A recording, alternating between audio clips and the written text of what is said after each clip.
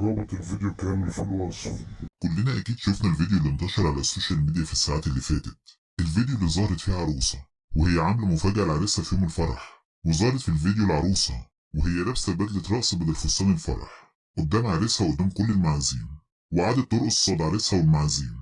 والغريب في الموضوع إن محدش اتضايق من التصرف اللي عملته العروسة ده، وعريسها كمان كان فرحان جدا بالمفاجأة اللي عملتها له عروسته وبرقصها قدامه وقدام كل الناس اللي حضرت الفرح. ومع انتشار الفيديو ده جت تعليقات كتير عليه، ومن بين التعليقات دي تعليقات بتأكد إن الفرح ده مش في مصر وإنه في دولة خارج مصر.